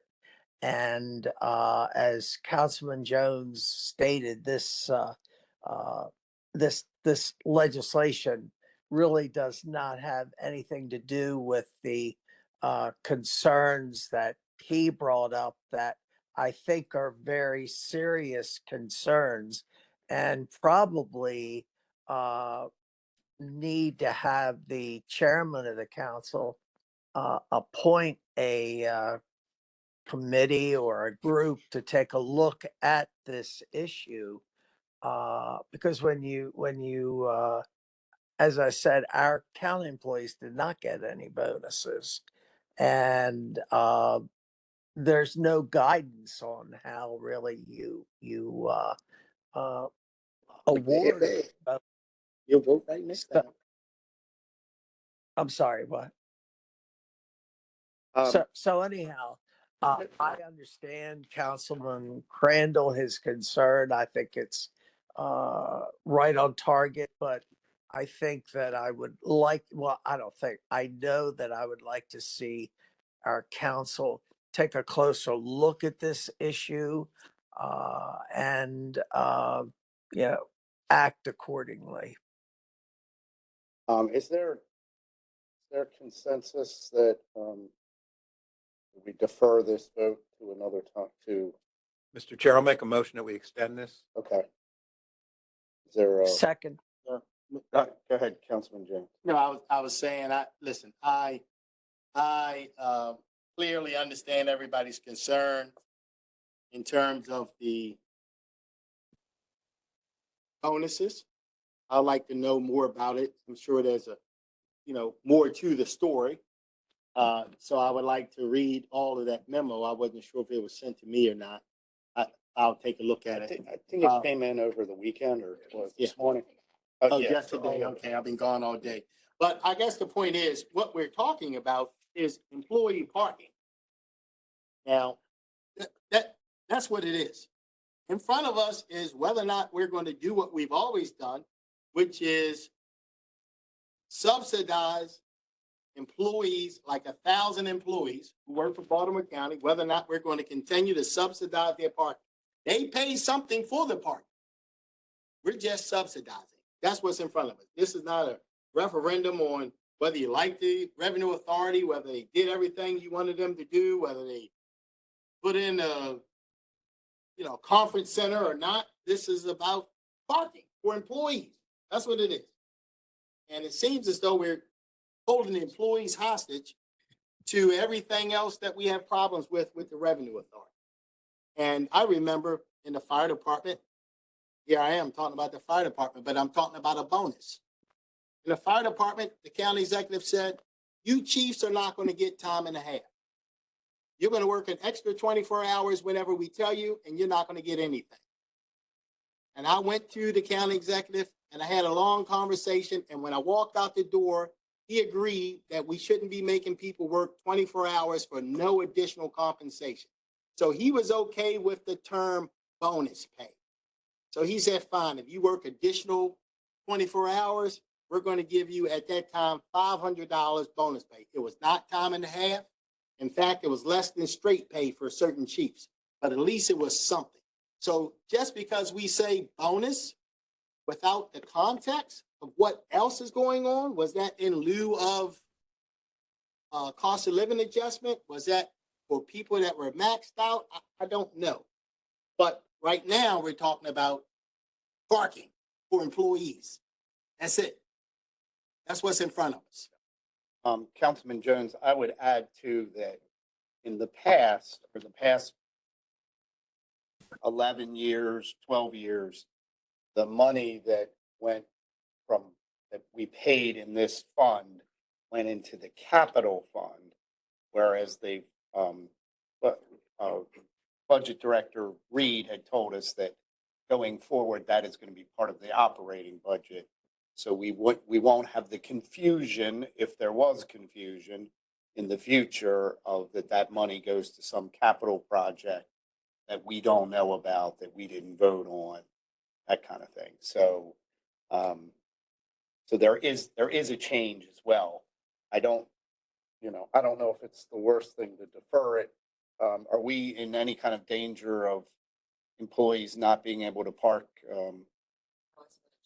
It's for, so we do have time to kind of go through maybe questions that Councilman Crandall brought up and Councilman Catch as well. And we need to vote on Just deferring. one comment, Mr. Chair. Yes, Councilman. I think Catch. one of the concerns that seems to be, one of the concerns that seems to be apparent, or becoming apparent to me, is we're in public service. And there's an expectation of transparency, public service. And so when you start to have, we talked earlier about full-time, part-time, merit, non-merit, and then you enter this new term called bonus. And so I think it's leading to the confusion of our discussions right now, because I'm now confused about how it all fits together. Do we have steps? Do we have bonuses? What is transparent and what is not clear to me, at least as a council member, and I suspect to the public. So that's one of the reasons I think we should get some clarity on it and defer it. I agree. I mean, I think either way, it's important that employees be able to park for a reasonable rate as they always have, but we also need to maybe ask some questions of, what has been going on. And it might be good to have a meeting with Ken Mills to, go through some of these. Budget hearing. That's Yeah. Yeah, and we're definitely, actually, we have the revenue authority coming in for the budget hearing. If we didn't, we can. Okay. Mr. Chair, Yes, Councilman Catch. yeah, I have a question for the secretary. If we delay this, is it in any way going to jeopardize the employees that have their parking subsidized? Councilman Catch, I asked that question about a minute and a half ago, and it does not, because it Does won't not, affect, okay. it won't affect anybody till July 1. So we do have time Oh, to okay.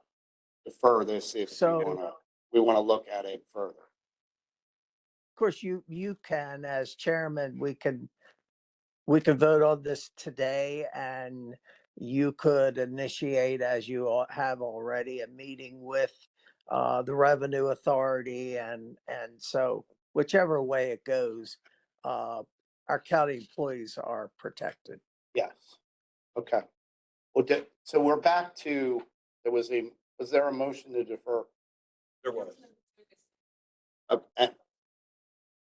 Motion. I thought I motioned it, and Mike second, Councilman Chair. Did I second it? All right, I'll second it if I did. All right, so let's vote on deferring it. So Councilman, I'm sorry, Secretary. Yes, sir. Mr. Secretary, please call the roll on the deferral of fiscal item number 9. This would be to the next meeting on April the 20th with the Yes. work session on April the 14th. Mr. Ertel? Mr. Patoka? Aye. Mr. Cash? No, Mr. Jones? Aye.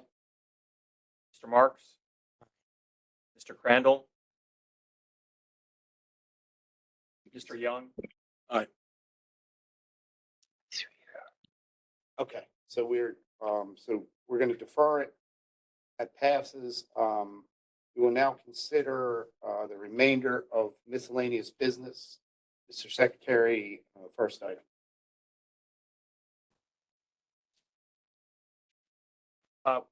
Mr. Chairman and members of the council, whenever a contract over $25,000 is awarded by a process other than formal competitive bid, it is required that a copy of the contract be given to the county council and the nature and parties to the contract be announced by the secretary at the next legislative session following the award of the contract.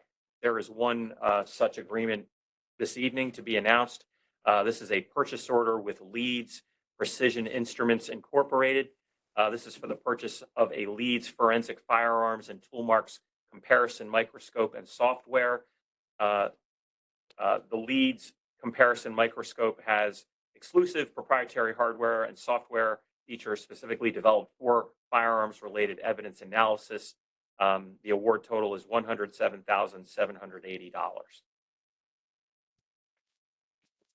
Thank you, Mr. Secretary. Now we're on to Resolution 1026. This is from the Fire Department on a grant, accept a donation from University of Maryland Shock Trauma, and I know Chief or Deputy Fire Chief Nats is here, and Deputy Fire Chief. If you need to say anything, you can. Sorry you've had to stay this long for this, but okay. Unless anyone has questions, is there a motion to approve? So move. Okay, I'll second it. Mr. Secretary, please call the roll on Resolution 1026. Mr. Ertel, Aye.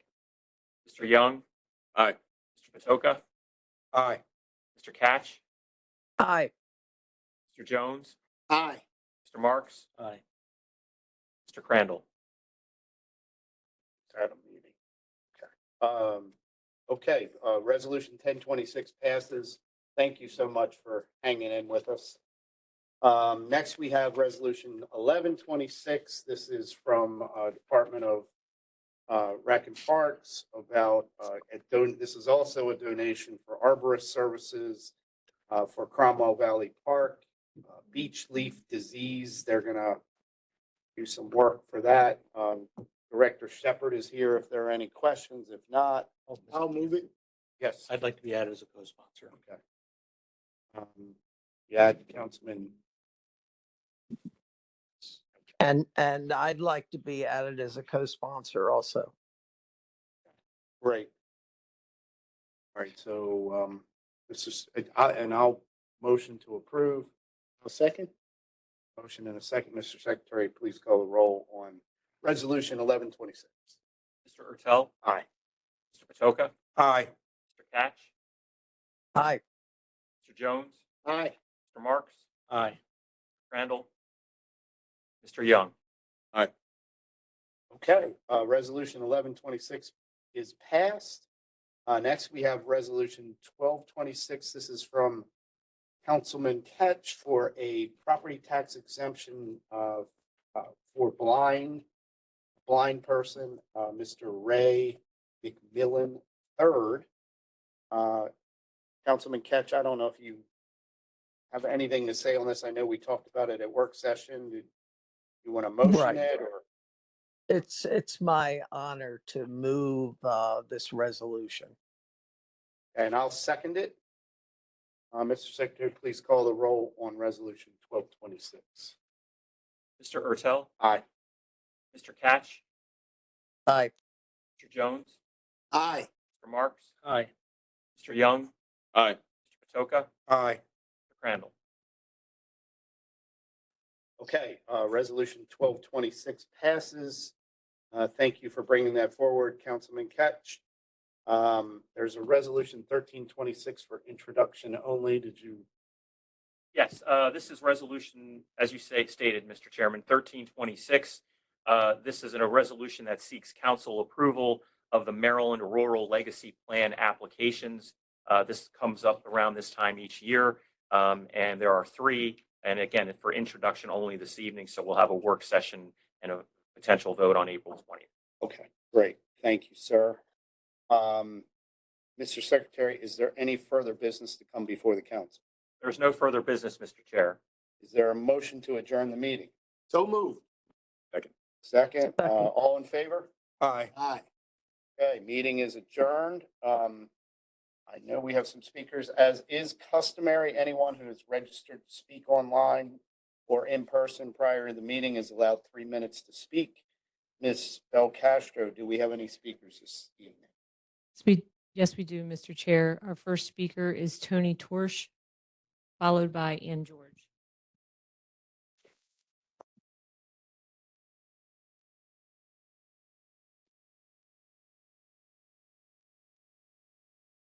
Good evening, everyone. Good evening. I'm going to try to talk really fast. I'm Tony Torsch. I'm the director of the Daniel Carl Torsch Foundation. We're a small community-based organization, nonprofit in Baltimore County. And I'm here to give a seed that for a crisis stabilization center in Baltimore County. We don't have one. We have a team of outreach workers and case managers. 2 are here with me tonight. And normally when we have someone in drug or alcohol crisis, mental health crisis, we're transporting them out of our county. Normally, we're transporting them to Anne Arundel County because there's really probably not a, some of the programs we've vetted ourselves and we don't feel comfortable all the time taking some clients to. All of you should have a copy of a study that was done on Baltimore County Crisis System. So I'll try to do this quickly. The study was completed in January of 2025.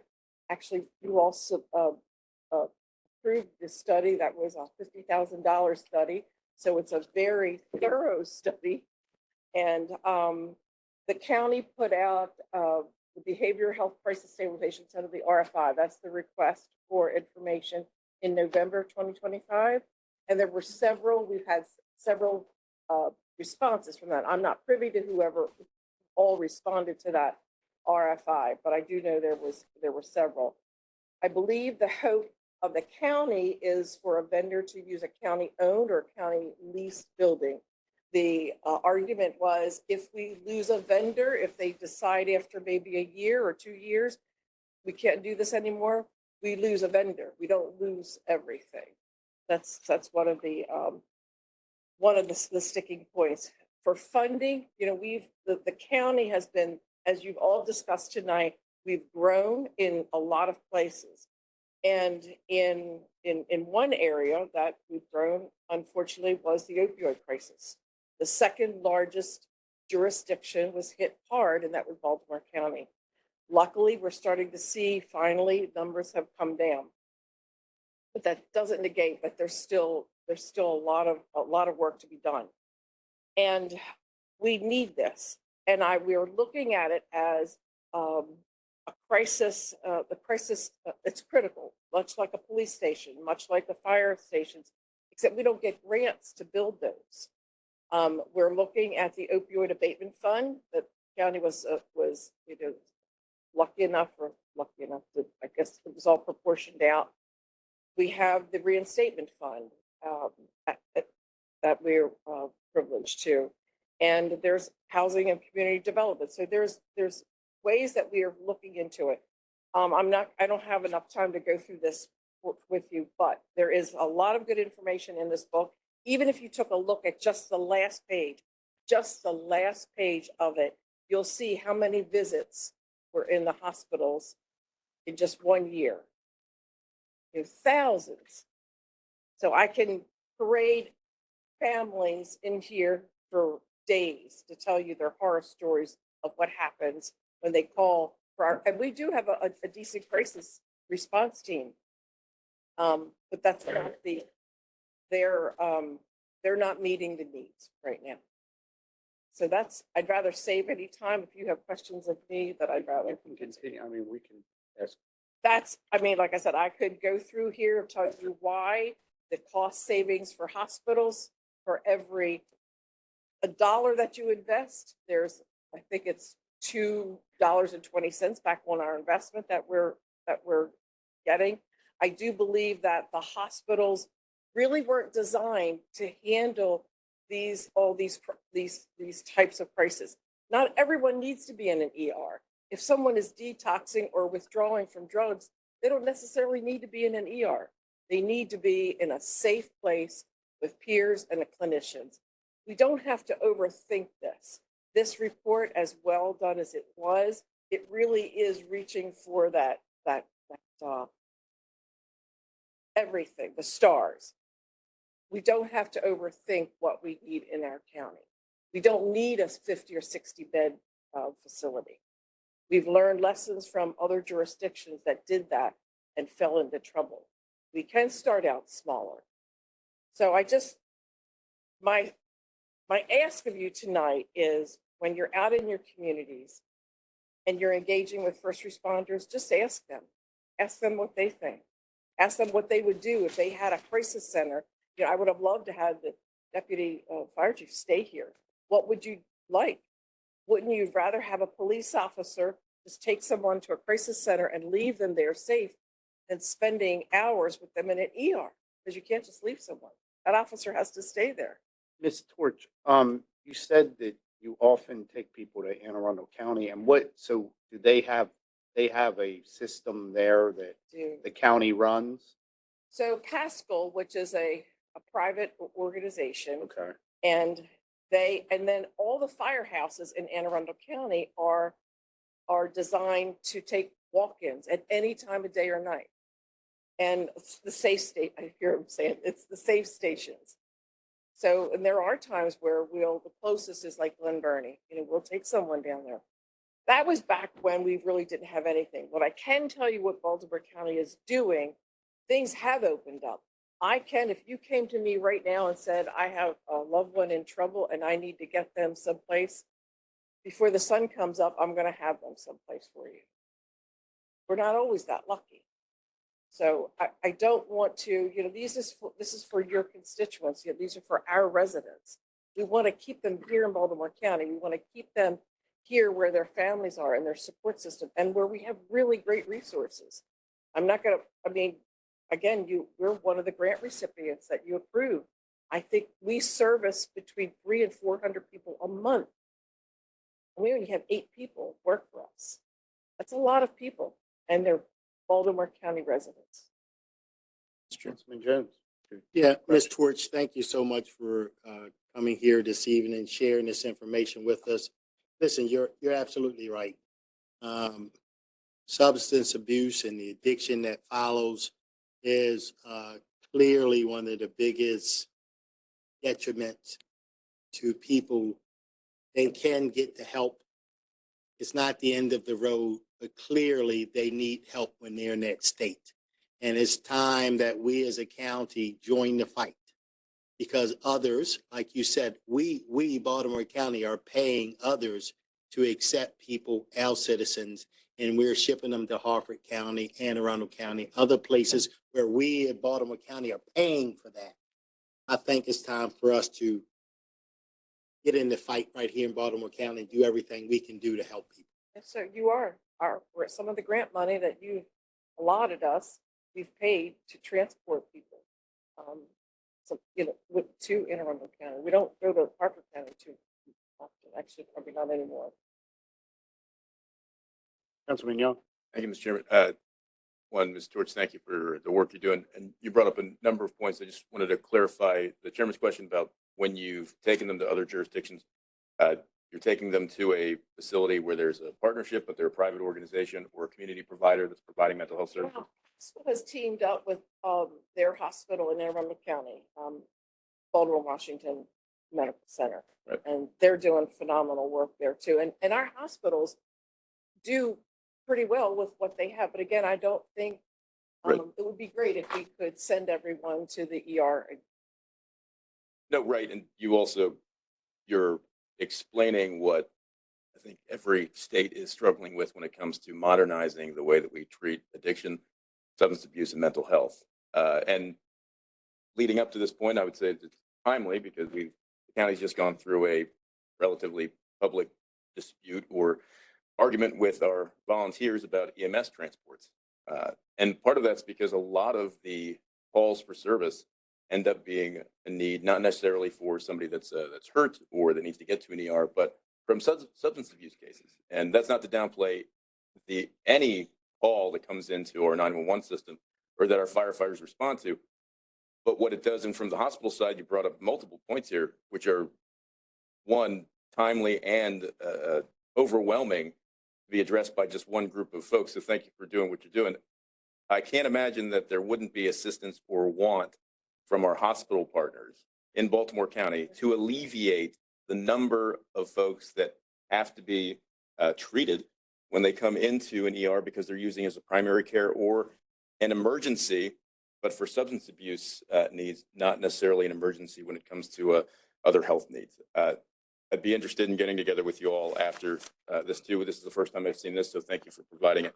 But you're right. I think learning from you all, what you've experienced, your suggestions on how we can do better, and also looking at some of our jurisdictions. I do wonder from our community partners that are in Baltimore County, they're not offering that kind of emergency assistance at all, right? Is that We have a crisis response team. right?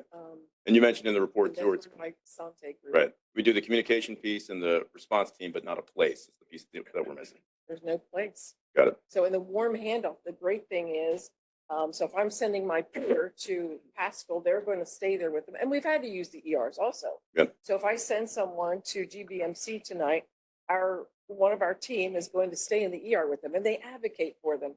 If someone is sick and in withdrawal, there's a short amount of time that we have until they're saying, I can't wait this 8 hours here. And then we lose them. They just leave or something, they're asking for another ride back. Well, Mr. Chairman, sorry, I didn't mean to get. Thank you for the opportunity and thank you for the work you've done. CAO.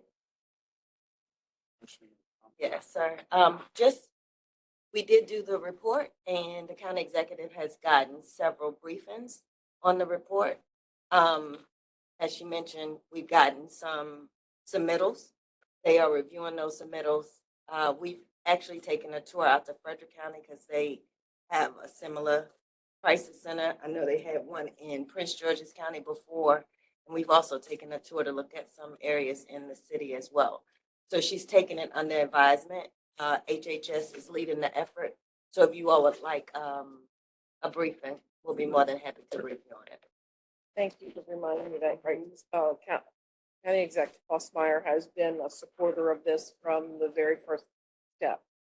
And today I spoke with Ari Bloom, Elise Andrews. So there's support. And like I said, the only ask of you tonight is talk to your first responders when you're out in your communities. See what they say.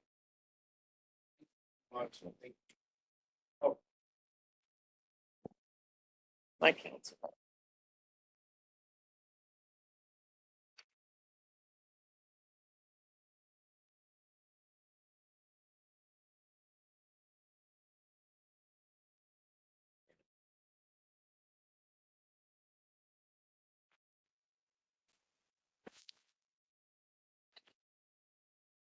Thank you. Okay. And then Ms. Torch, so thank you so much for what you do. As we understand that addiction does not discriminate. It happens to anyone, any family. I just want to thank you for your work. I would ask your team to stand up so we can give them a little applaud. Come on, guys. Come on. Oh, well, that's cool. Is a family. That's awesome. You know what? That's awesome. And they survived our meeting. Yeah, you survived our meeting. I will just, yeah, I'll just say this. Because addiction does not discriminate, I and some of my colleagues do this as well. I keep Narcan in my car because we go to events all the time. You heard me talk about, yeah, there you go. 9 a.m. to 9:30 p.m. And so you never know when there's an emergency that can be addressed by just having the Narcan. I have 2 in my glove compartment. Fortunately, I have not had to use them, but you just never know. So thank you for the work that you guys are doing. Thank you. Councilman Catch, did you have a question or comment or? No, I appreciate. Okay, the work I didn't, I that they wasn't do. sure. It sounded like you were chiming in. Okay. No, Thank you, Ms. Torch. Thank you so We much. appreciate you hanging in here with us and Thank you. we will go through this extensively. Bravo. All right, Ms. Del Catch, our next speaker, she's on the way up. Yes, it's Ann George. Good evening. George, how are you tonight? Fine. It was good to see you this morning. That's the first thing I'm going to say. You'll have to forgive me. I wrote this out. However, I left my glasses home. So it might be out here. Would you like to borrow mine, Ann?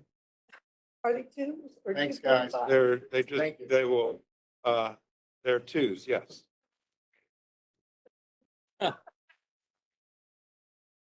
Glad to help. But I'd like them returned, Ann. Remind me. Aging is really difficult. You know, you don't know. You haven't gotten this far yet.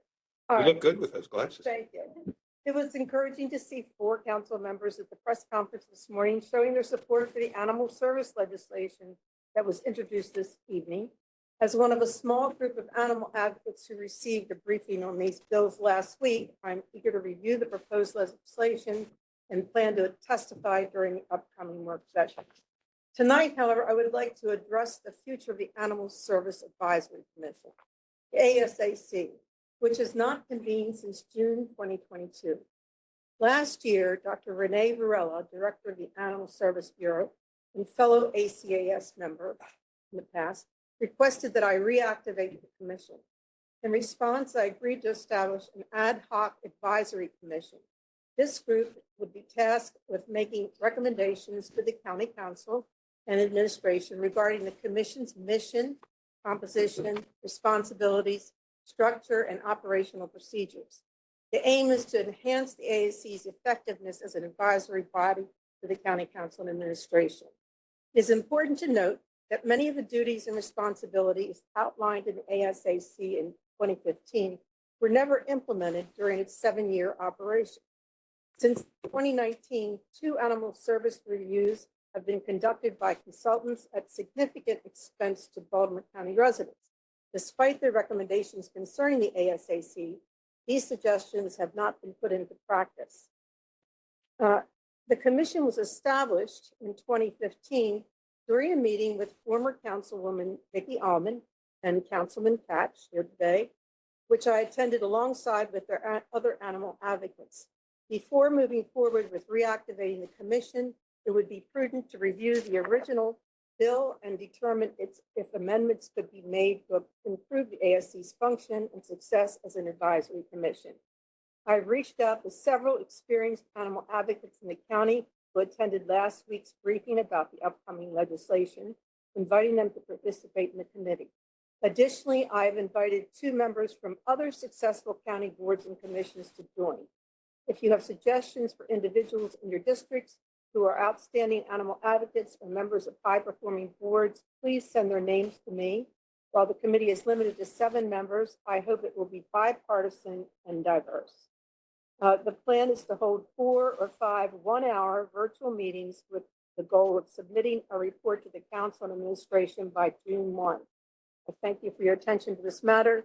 I'm available to answer any questions you may have regarding the commission and our efforts to improve animal services in Baltimore County. Okay, I have copies for everybody. Mr. Chairman, Yes, Councilman Pettit. yeah, I certainly want to thank Ann George for all the work that she has done to improve animal services in Baltimore County. Take it from me, she is very dedicated to this cause. I have accompanied her and several others on tours, different parts of Maryland and Virginia, to see the operations of their animal services. You know, this is an area that there's a lot of research going on. And as a former teacher, I can tell you that with teachers, if there's a method of teaching that's going on that's very successful, what we want to do as teachers is copy it so that we can be successful. This is the same way with animal services. If you have something going on in a particular shelter or animal services that's working, we need to copy it so that we can have the same success. I don't know if you all know it, but with the financial crisis that Landline. has been going on, we have families that can no longer afford to feed their animals and they have to surrender them. And, one thing that I've talked about and that Ann's talked about is to have around the county some centers so people can donate pet food so that those who can't afford any longer to buy it can go and get pet food so they can keep their pets. So I am fully in support of what Ann George wants to do with reconstituting this committee. And I will say that I am very proud that I was able to nominate Ann to that committee several years ago. And all I can tell you is she is dedicated to this cause, has done so much research, and I thank her for actions she's taking and regret that I could not make it this morning, but please know that I'm in complete support. And again, thank her for all she's done. Thank you, Councilman.